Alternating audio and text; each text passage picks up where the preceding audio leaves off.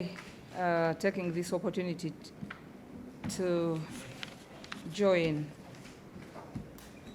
the rest of Ugandans on my behalf and behalf of the Uganda People's Defense Forces to congratulate His Excellency the President of the Republic of Uganda and Commander-in-Chief of the Armed Forces, General Yoweri Kaguta Museveni, for having been re-elected into office. But this also take this opportunity to thank Ugandans for the decision they made, but also and most importantly for the conduct they exhibited during this period, or they have exhibited during all this period, where we all had our misgivings about what would happen. And as such, 14th passed on very well. We did not have any incidents, major incidents of security nature. And as a result, the whole country largely remained peaceful. And it has been said, as we have all witnessed, that away from what we used to see in the previous election, we can say that this has been the most peaceful, at least from the two previous elections. We only had in the whole country, we only had two scenarios. The one happened in Rakai and the other one happened in Lira. They were not major, but that is where we had security forces having a clash with the public. But this said, I want to note that we are still registering after the elections. We are seeing or we are hearing some sources or stories of lawlessness. For example, we've had some youth from Ruzira who were arrested by soldiers with 3.5 kgs of bangi. We also had some youth in Waise and Kazo still arrested by soldiers, having some hammers and heavy bars, the bars that are used to break doors. We had a major who was killed, though we do not want to associate him with this, but we know there's a major who was killed in Chichosa. We are still investigating as to the cause. He was shot, but we are still investigating what caused the people who shot him to shoot him. Therefore, we do not want to particularly per se now that he was killed out of this period. We also hear stories of still intimidation throughout and some parts of the country. We had a scene of some rights of youth rioting in Masaka, and we had some 2 people being hit and some 20 seriously injured, and a couple of them being arrested. But generally speaking, the security situation in the country remains peaceful. The soldiers will remain and still on the streets within KMP. They are still deployed in all the hotspot areas, and this is largely for preventive measures. Many people have been asking, why are we still seeing soldiers on the streets? When are they going away? They will go away for as long as they remain on the streets for as long as they still need for them to be there. For as long as the situation still remains kind of unpredictable, they will be there, and this is throughout the whole country. In all areas where we think you may like to have, people coming up or riots getting done, or the youth getting up, the soldiers will still remain there, or security will remain beefed up. And this is also an assurance to Ugandans that we are still committed to making sure that Ugandans and their properties remain secure. And we want to call upon all Ugandans, really. The way they behaved on the 14th, they heeded to our call to avoid violence. We therefore call everybody and all Ugandans to still avoid violence and all the youth to remain calm. We do not want to hear like that. I've told you the right that happened in Masaka, where we claimed 2 lives and 2 heavily injured. We do not want to hear such incidences. So we are calling all Ugandans, all leaders at all levels, to be partakers in this, to make sure that Uganda remains secure, remains stable, will remain stable, and such that our business can continue in a normal way. We've had a new leader, he's been announced, so we all now know that there is a president that has been sworn in. So our duty is to oblige and join him. And I call upon everybody to join us in ensuring that Uganda is secure, Ugandans are safe, and their properties are secured. I want to thank you. Thank you. Ekigenda okuddako era nkozesa omukisa guno okwebaza bannayuganda olw'okusalawo kwe baakoze. Bwe bati bwe basazeewo twagala okubayozaayoza. Njagala okuddamu okwebaza bannayuganda era n'okubayozaayoza olw'empisa ennungi ze baalaze, olw'okweyisa obulungi n'okuwuliriza ebitongole ebyokwerinda kye babasaba nti bagezeeko okulaba nga tewabeerawo busambattuko. Era mu Uganda yonna okwawukanako ne okulonda okw'emirundi giri egiyise tewabaddewo kasambattuko konna. Okutwaliza awamu nyinza okugamba nti security situation yabadde ku 99.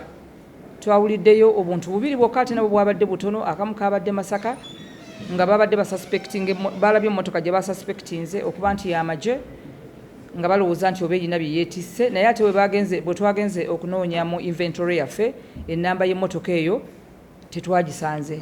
Yabadde HD4DF 127. Twaginoonyeza mu inventory y'emmotoka n'etubula. Ne tulowooza nti oba oli awo waliwo abaakola ekiramba ekyagala okwefaanaanyiriza okusiiga ab'amagye enziro. Akatundu akalala kabaddeko, ka incident akalala kabaddeko Lira, we babaddewo ba opponents ababiri we bayagadde okulwanagana, ne tulaba nga naye ab'amagye awo nawe bajjiddemuko. So okutwaliza awamu twebaza bannayuganda kubanga kino kyakoleddwa bannayuganda. Twagala okubeebaliza ddala era okubasaba nti singa kino bakitwale mu maaso, okulaba nga obusambattuko tebubeerawo, okulaba nga tewabeerawo obumenyi bw'amateeka. Naye ate ekyakabi nti tubadde tuwulirayo wano nga okulangirira kwawedde walabiseewo abayagadde okusiiwuuka empisa nga kino kyabadde Masaka. Abaana bwe bavuddeyo ne baagala okukola effujjo mu kibuga Masaka, era awo mu kavuvuŋŋano ababiri bakubiddwa amasasi, ababiri bakubiddwa amasasi si mu bugenderevu, mu butali bugenderevu okunoonyereza bwe kulaze, ate abangi nga 20 ne bafuna ebisago eby'enjawulo. Ate ne tuwulira nti waliyo ne garage gye bazinzeeko nga ekola homemade bombs, bazikola mu cupa ne bateekamu amafuta balina bwe babikola ne bagikasuka. So abo nabo bakwatiddwako. Naye tusaba nti okutwaliza awamu empisa eno egende mu maaso. Ate amagye gakyaliwo, gakyatambula. Abamu babadde babuuza, babadde bankubira nga bagamba lwaki amagye n'okutuusa kati gakyaliwo ku streets. Gavaawo ddi? Kyekibuuzo kye babuuza.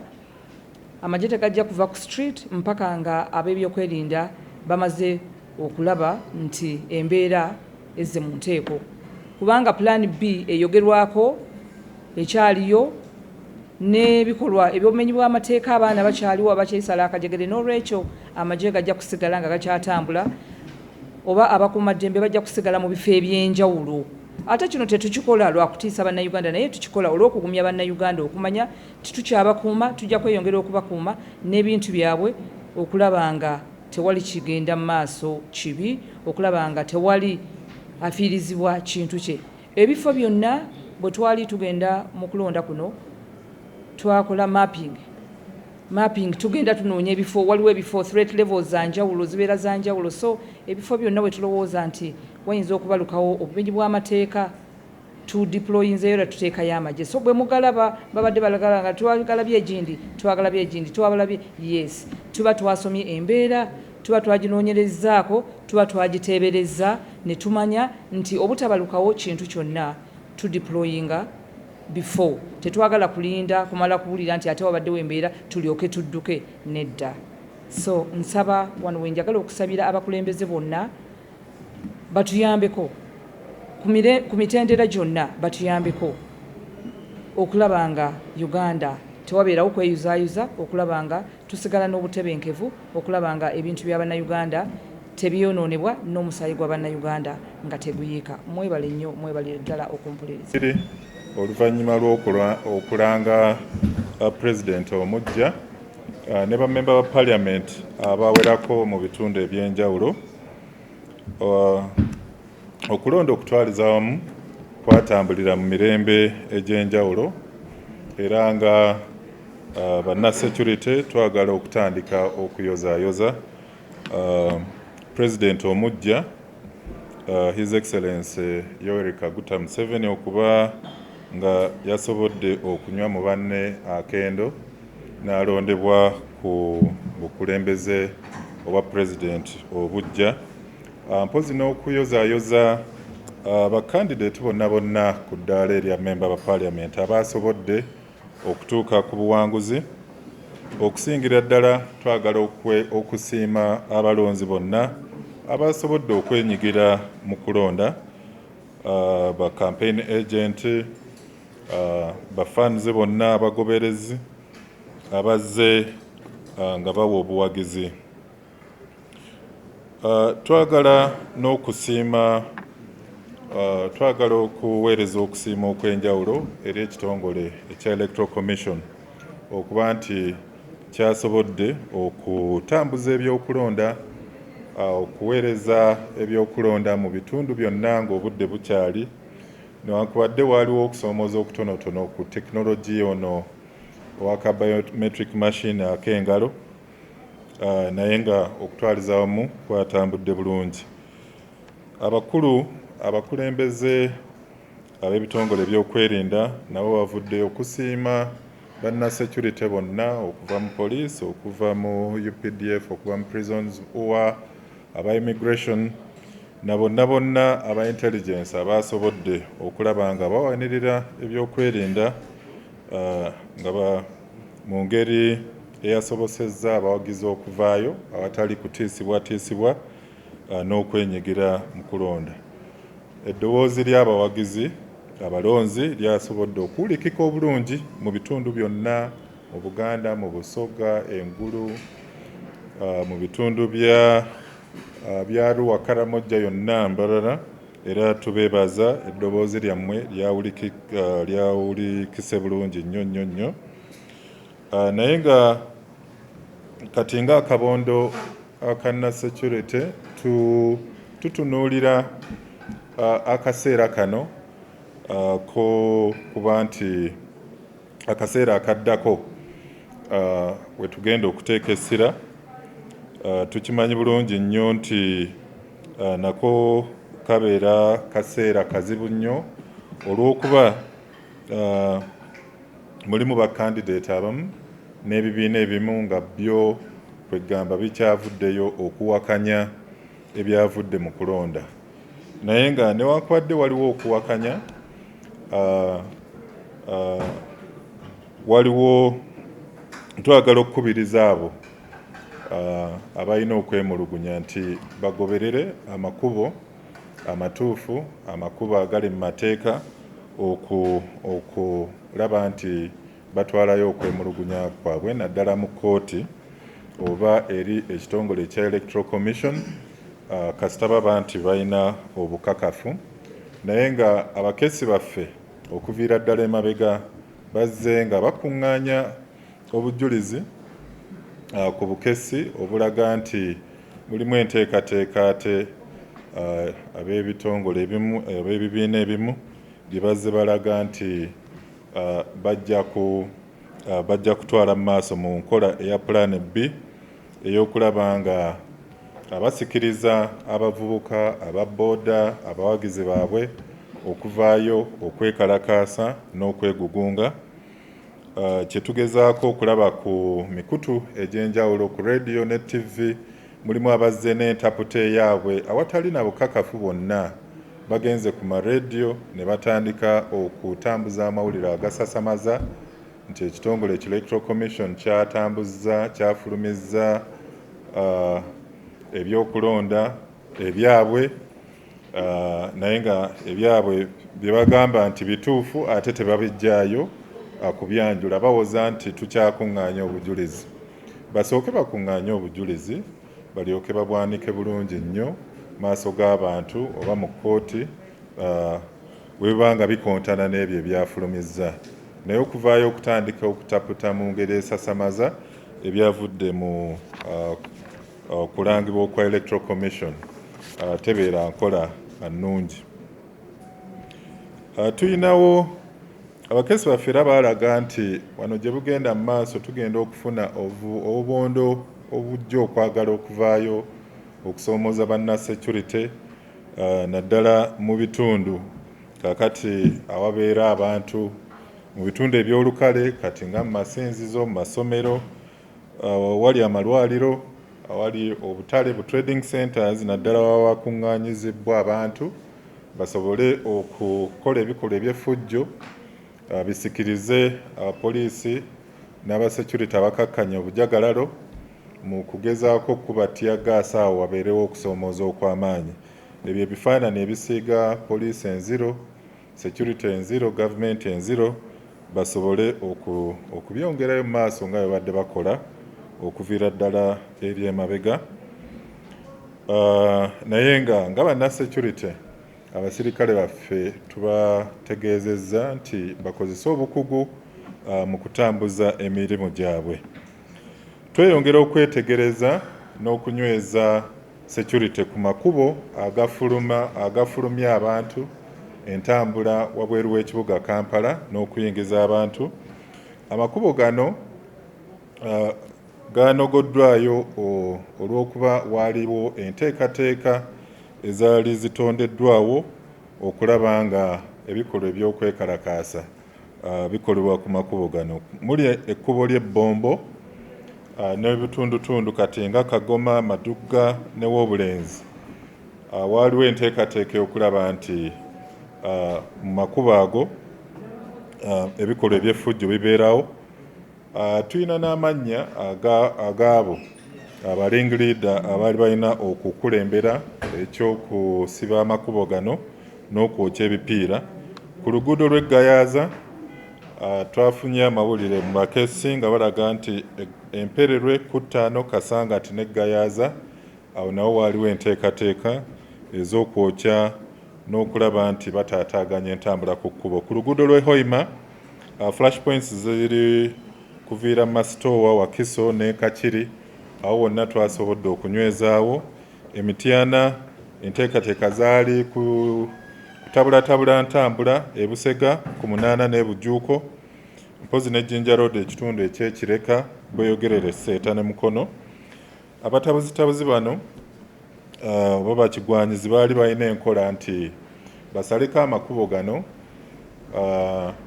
basobole okukola effujjo erisobola okuviirako ebikolwa ebyokunyaga, ebikolwa ebyokwegugunga nga bwe twabiraba wali emabega, naye twasobodde okubagwamu ne tusobola okunyweza security mu bitundu ebyo byonna. Naye abavubuka ababooda n'abalala bonna twagala okubawabula okulonda kuwedde ate nga kubadde kwa mirembe.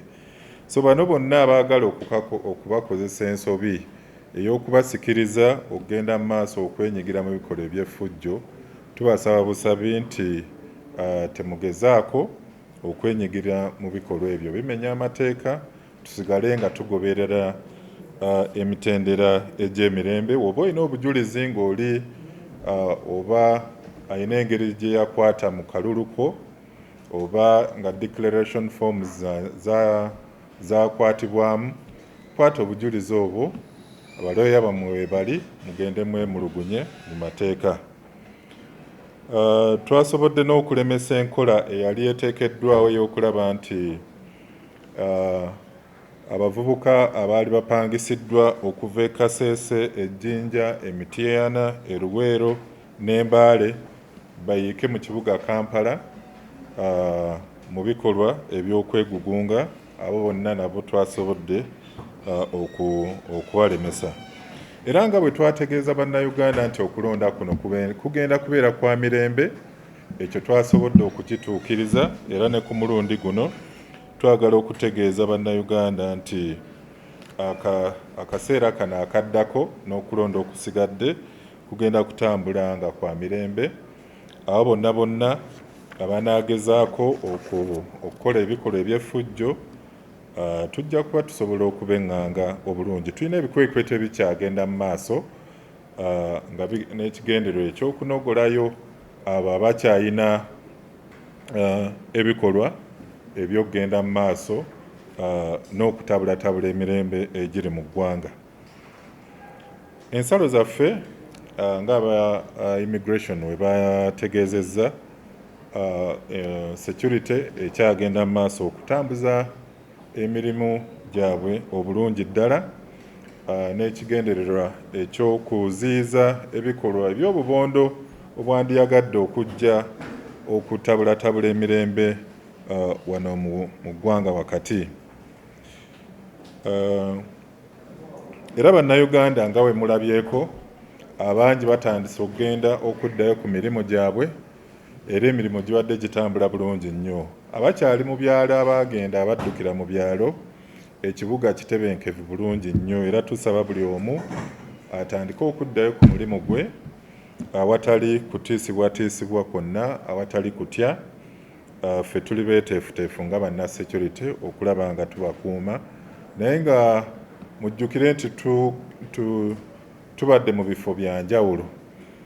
So abo abakomawo ku mirimu gyammwe mugezeeko okulaba nga mwekebejja okumanya embeera gye mulimu wakati w'ekirwadde kino ekya ssennyiga, n'okulaba nga tugoberera enkola eyatondwawo ey'okulaba nga tetufuna oba tetwesiiga kirwadde kino ekya COVID omukambwe. Mwebale nnyo, mwebalire ddala. Ndowooza ne bwe tutagenda mu highlights bano bamale, then tugende maaso. You can come here. Look and then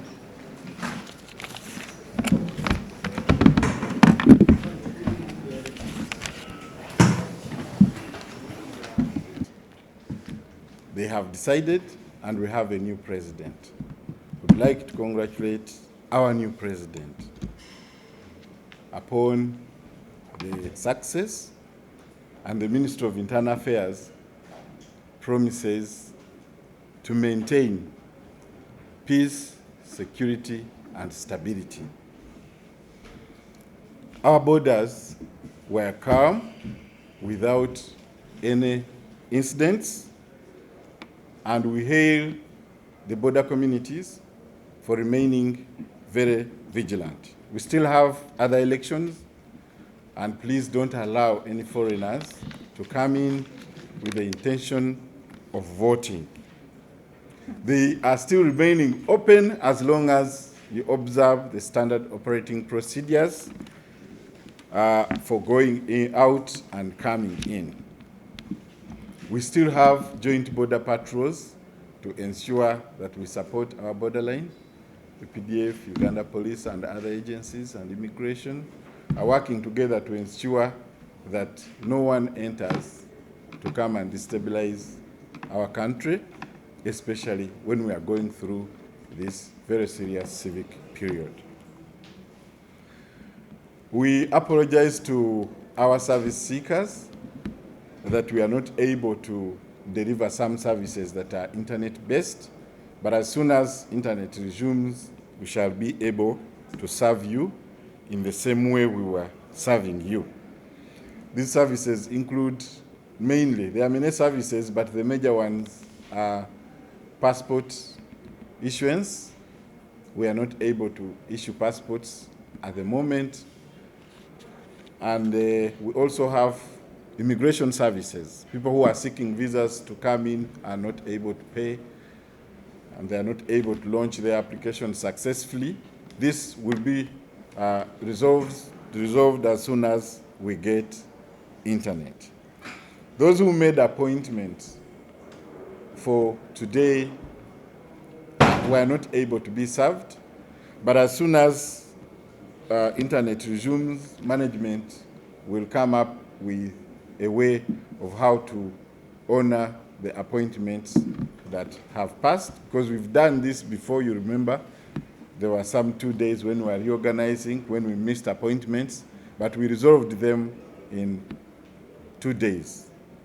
So I would like to thank you for having been peaceful and request you to continue being peaceful. Thank you.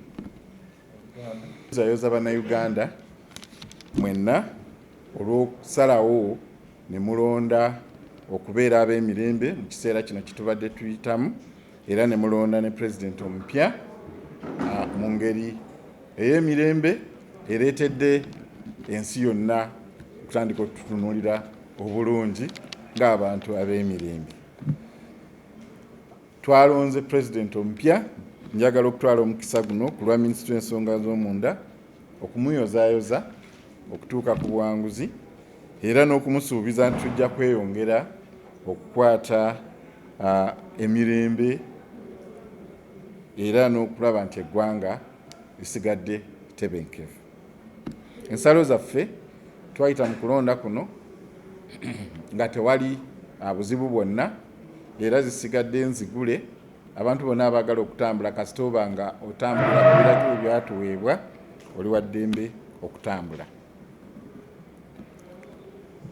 Eri abantu ababadde beetaaga empeereza za buli ngeri nga passport ne visas, tetusobola kuziba wakati, naye internet wenaaba ekomyewo tujja kuba tusobola okubaweereza. Abalina appointments nazo tujja zikolako nga tufunye internet. Mwebalemu.